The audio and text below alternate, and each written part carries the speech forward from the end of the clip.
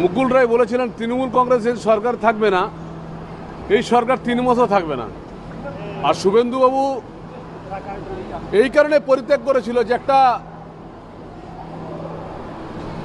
একটা ব্যবসায়ীর হাতে কোনো পার্টি দেওয়া ঠিক না। তৃণমূল কংগ্রেস একটা পুরোপুরিভাবে একটা 2 নম্বরই ব্যবসায়ী অভিষেক বন্দ্যোপাধ্যায়ের হাতে পড়েছিল, তাই তৃণমূল কংগ্রেসের দোষা।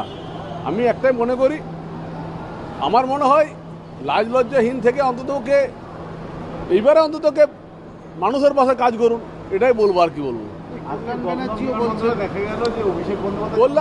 আমার এটা তো একটা সন্দেহ হচ্ছে, যেহেতু সায়নী ঘোষকে অভিষেক বন্দ্যোপাধ্যায় প্রি প্ল্যান করে পাঠাচ্ছে না। তো আমি সত্যি কথা বলছি, দেখুন আমাদের কাছে কিছু এসে যায় না, কারণ আমরা বিজেপিতে যোগদান করাবো না।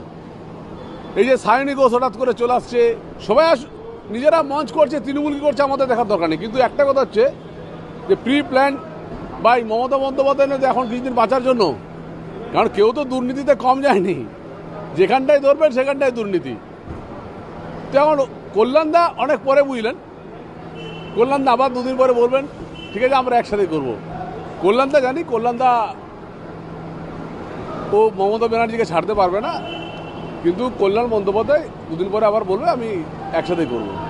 আপনি এখন বেরোলেন এয়ারপোর্ট থেকে, ঘন্টা 2 আগে অভিষেক বন্দ্যোপাধ্যায় বেরোলেন, এয়ারপোর্টও চৌচষ্ট।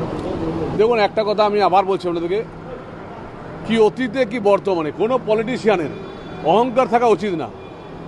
যারা অহংকার থাকবে, ভবিষ্যতেও যদি অহংকার থাকে, অভিষেক বন্দ্যোপাধ্যায় চোর বলবে, ডিম খাবে। কোনো রাজনৈতিক নেতৃত্বের শুধু পয়সা কামানোটা রাজনৈতিক নেতার কাজ হতে পারে না। অভিষেক বন্দ্যোপাধ্যায়কে চোর এই কারণে বলছে, লোকে কাদা গোবর ছুড়বে। আমি তাকে বলেছি একটা ফালতু একটা ছেলে।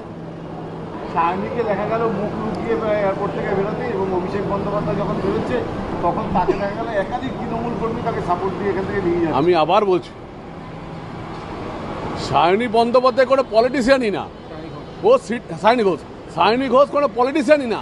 এই সিটি সেন্টার 1-এ একটা বক্তব্য রেখেছিল, সেই বক্তব্য রাখার উপরে তাকে পলিটিশিয়ান বানিয়ে দিল। ও কখন মানুষের সেবা করেছে? ও শিবের, আমরা দেবাদিদেব মহাদেবকে পুজো করি, তিনি তার ব্যঙ্গ করেছেন, সবসময় উনি ব্যঙ্গ করেছেন। ও কবে পলিটিশিয়ান হলো?